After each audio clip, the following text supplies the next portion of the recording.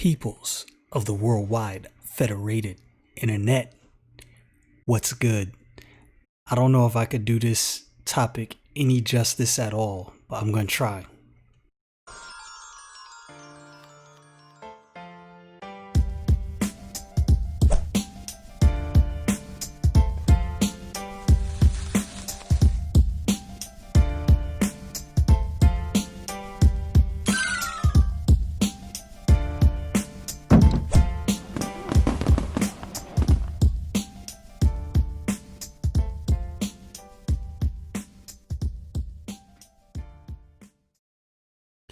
It always amazes me that throughout history, there's conclusions that people come to and things that people quote unquote discover that really, if they would have just looked to the Bible, it was actually there the whole time.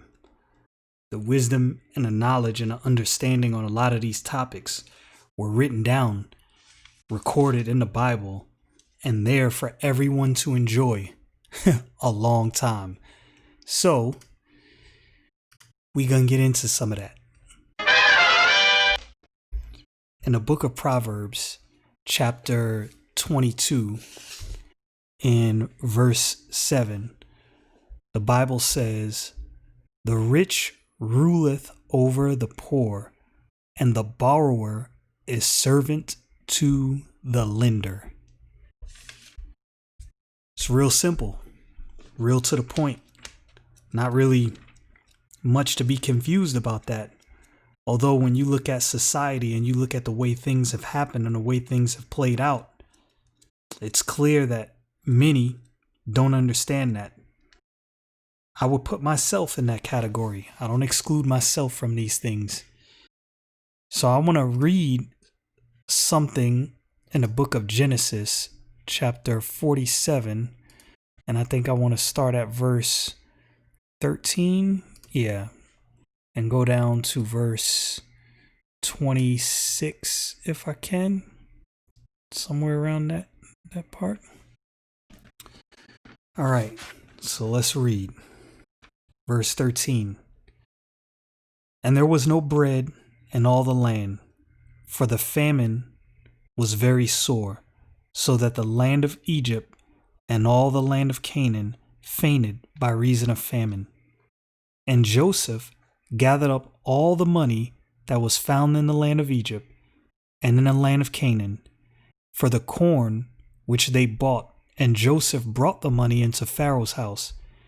And when the money failed in the land of Egypt," listen to that again, "and when the money failed in the land of Egypt and in the land of Canaan, all the Egyptians came unto Joseph and said, Give us bread, for why should we die in thy presence? For the money faileth. And Joseph said, Give your cattle, and I will give you for your cattle, if money fail.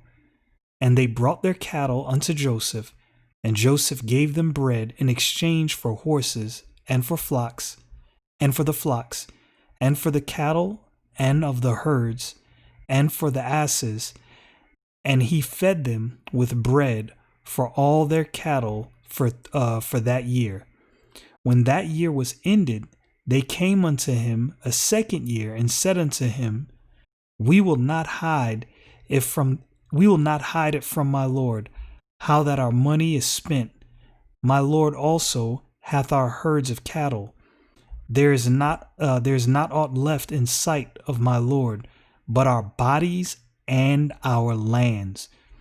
Wherewith shall we die before thine eyes, both we and our land?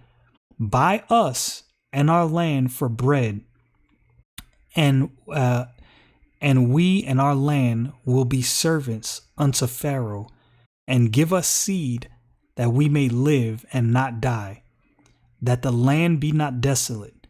And Joseph bought all the land of Egypt for Pharaoh, for the Egyptians sold every man his field, because the famine prevailed over them. So the land became Pharaoh's. And as for the people, he removed them. Listen to this. We can learn so many lessons from the Bible that we just gloss over. And he removed them to cities, from one end of the borders of Egypt even to the other end thereof. Only the land of the priests bought he not, for the priests had a portion assigned them of Pharaoh, and did eat their portion which Pharaoh gave them, wherefore they sold not their lands. Then Joseph said unto the people, Behold, I have bought you this day and your land for Pharaoh. Lo, here is seed for you, and ye shall sow the land. So now they become servants. They sold their land to Pharaoh. Now they're servants to work on land that they just owned previously. It's crazy. Then Joseph said unto the people, Behold, I have bought you this day and your land for Pharaoh. Lo, here is seed for you, and ye shall sow the land. Then it shall come to pass in the increase that ye shall give the fifth part unto Pharaoh, and 4 parts shall be your own for seed of the field, and for food for them of your household, and for the food of your little ones. And they said, Lo, thou hast saved our lives.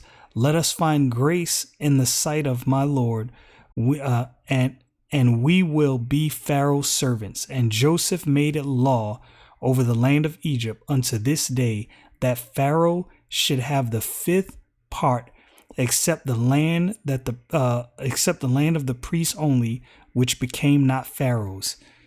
So these people pretty much gave up their sovereignty and gave it all up to Pharaoh. The borrower is servant to the lender. We don't seem to learn this lesson historically because the Bible is ridiculed. The truths in the Bible are ridiculed, and people view the Bible as fables. No, this book is very true, and everything in it is accurate. And in the book of Proverbs is wisdom from God. The borrower is servant to the lender. You would think that a country such as the United States would have learned a lesson from this. You would think, but that is not the case. I don't know how many of you have ever heard of a place called Jekyll Island. It's in Georgia. Really exclusive place for the rich and famous. But something happened on Jekyll Island. Something that most people know nothing of. And in a lot of ways, the United States of America was transferred from a sovereign nation to a debt slave when this happened. And it happened right under our noses. And I'm not going to say no one was paying attention because this was done in secret. But now in the information age, these things are out in the open. We need to know about these things, and we need to deal with this now that we know. Let's get to this.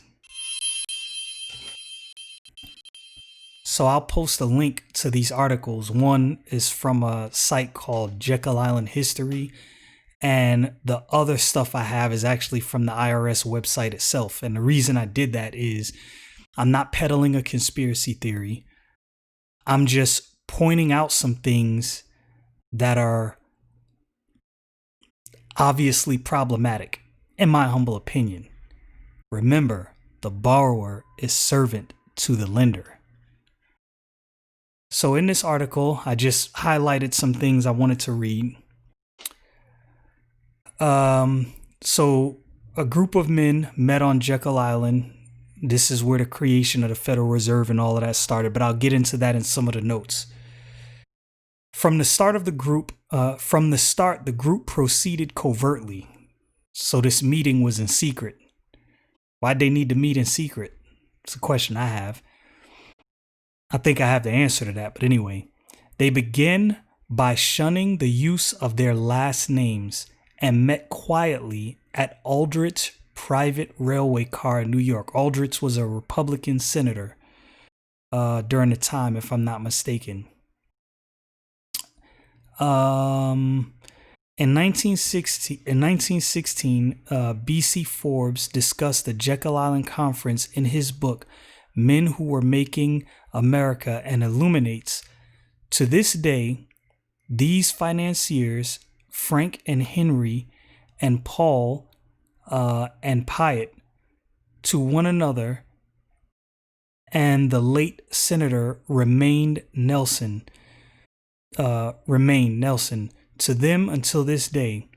Later, following the Jekyll Conference, Benjamin Strong Jr. was called into frequent consultation, and he joined the First Name Club as Ben.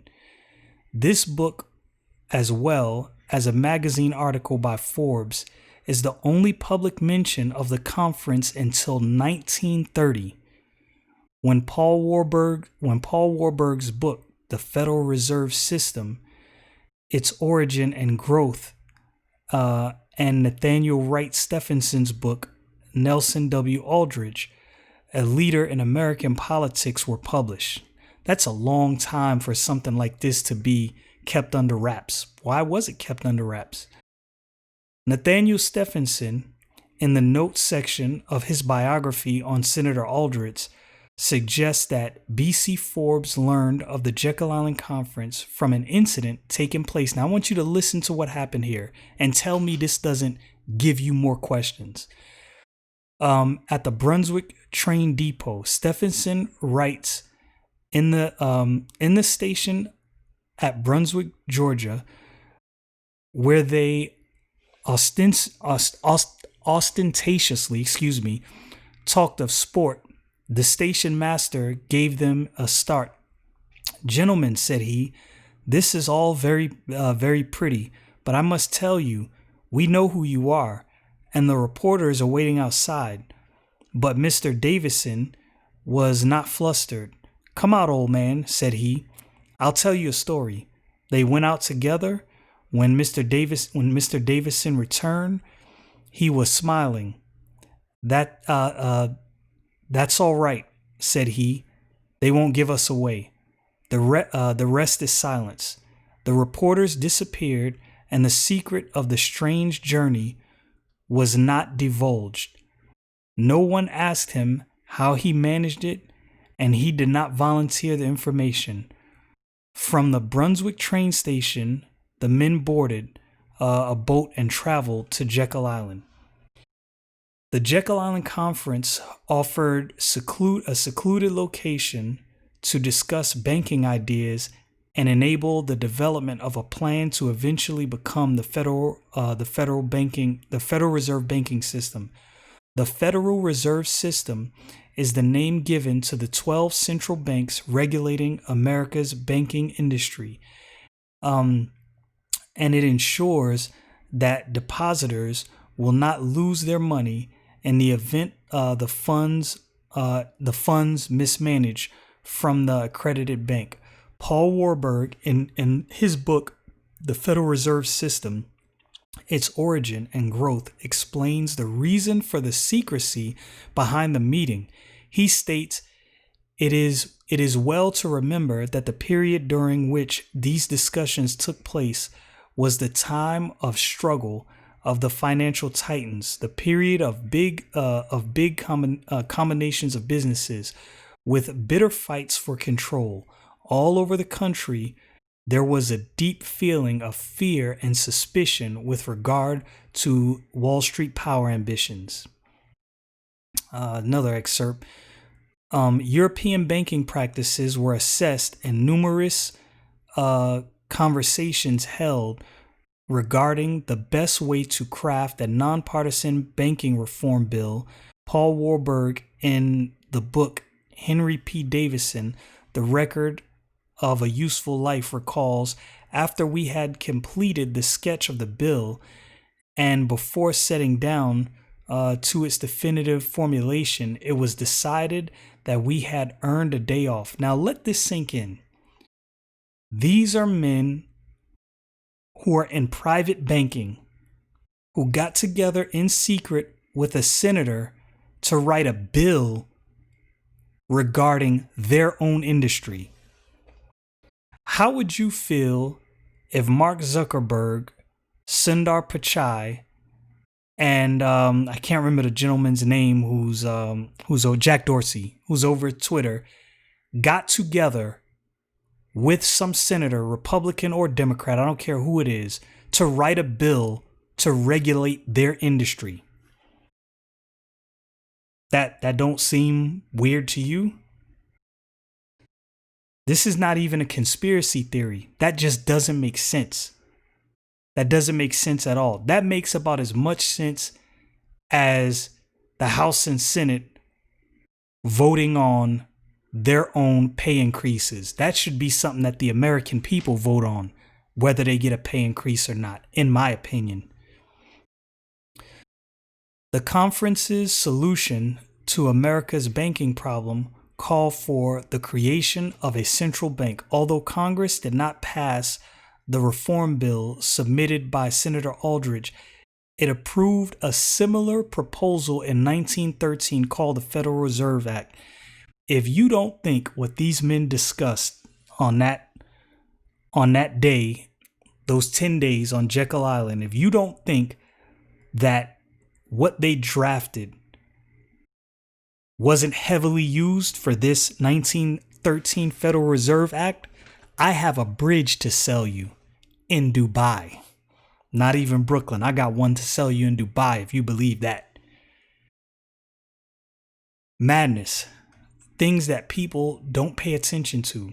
There's many things discussed in the beginning of this article, but for sake of time, I didn't go over it. One of the things that was discussed is, so part of what happened in 1907, there was a financial unrest. People went and withdrew their money, what they call a run on the banks, withdrew their money. And in my opinion, what these men were doing on Jekyll Island, these were men who owned major banks. They were securing their ability to hold your money hostage. The borrower is servant to the lender. Right? You remember, what was it, 2008, 2009, the crash? I remember watching a news clip where people in New York were going to the bank to withdraw money, and they were only allowed to withdraw, I want to say it was like either $100 a day or $100 a week, something like that. Think about the madness in that. This is your money you earned. You put it in their bank. They can tell you how much you can withdraw. That is utter madness. So I pulled up this document, and like I said, I'll put links to all of this in the description of my on my YouTube channel. So I pulled up this document straight from the IRS website, right? Like I said, this is not me trying to sell a conspiracy theory. I'm just reading this stuff straight off the IRS website. Federal income tax.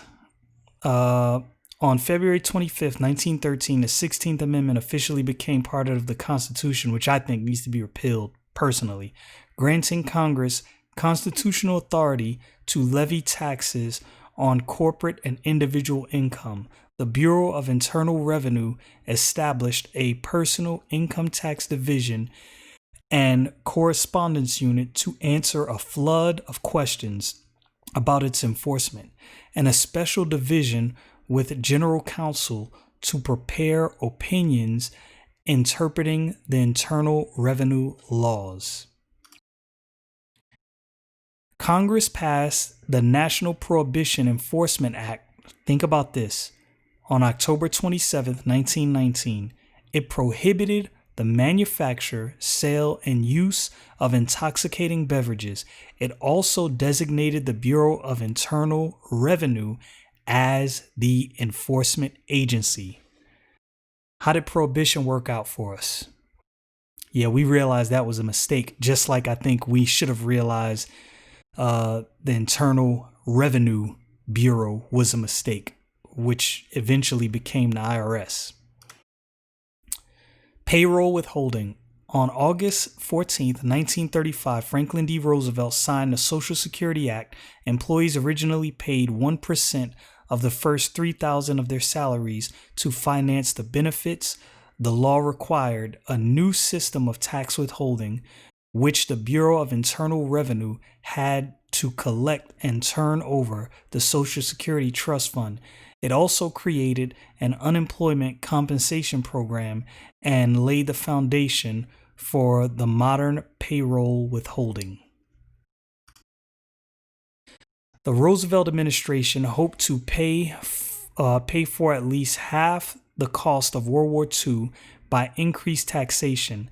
The 1942 Revenue Act sharply increased most existing taxes, introduced the victory tax, a 5% surcharge on all net income over $624 with a post-war credit, lowered exemptions, and began provisions for medical and dental expenses and investor expense deductions.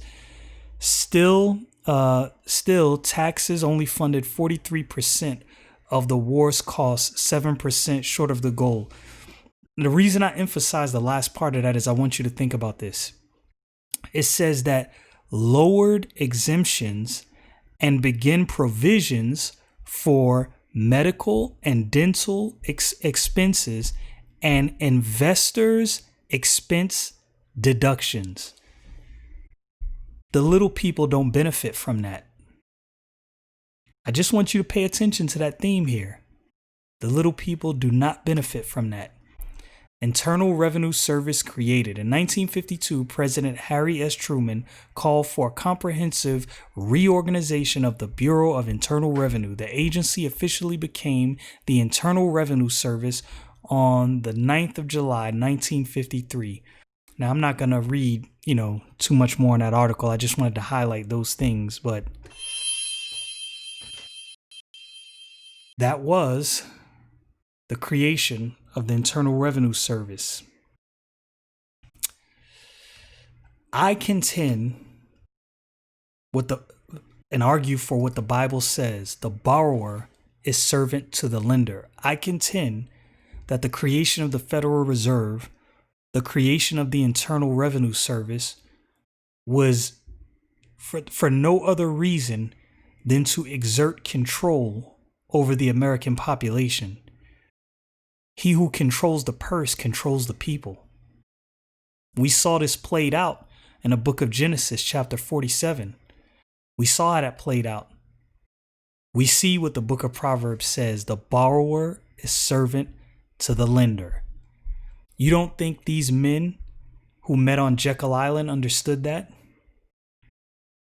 I highly admonish, and I'm going to put a link to this book on my YouTube channel and in my show notes if you listen to the podcast. There's a book by G. Edward Griffin, I believe is his name, called The Creature from Jekyll Island. I gave my copy to my oldest son, and I keep saying I'm going to order another copy. I might do that today. One of the greatest books I've ever read on banking, on a Federal Reserve, and the straight up debauchery carried out by banking cartels going as far back as you can go. Like, it gets deep. And the book is not a conspiracy theory book. It's a book of history and facts. It will blow your mind, the things that you did not know about banking and what some of these major banks and central banks have done to people and countries throughout history. It's astonishing. The borrower is servant to the lender. I'll end with this. I believe the Internal Revenue Service is unconstitutional and should be abolished. I'm not against taxes, as I've explained before in another video from the Bible, right? I'm not against taxes. I'm not at liberty to be against taxes, but the way we pay taxes is unconstitutional. The borrower is servant to the lender. In my humble opinion, that was always the plan. He who controls the purse controls the people. This is something that happened right under our noses. Our grandfathers and great-grandfathers were too busy with life and didn't pay attention. These banking families, They knew no one would be paying attention, and they also met in secret. Ask yourself, why did they meet in secret? How is it that these private business owners got to influence and draft a bill that initially became the Federal Reserve Act that would regulate and structure their own business? How does that make sense? It makes no sense to me. I highly admonish anybody who listens to the podcast, who watches this video, this is something that you should absolutely look into. Read G. Edward Griffin's book, The Creature from Jekyll Island. It will blow your mind, I promise you. Stay frosty, people.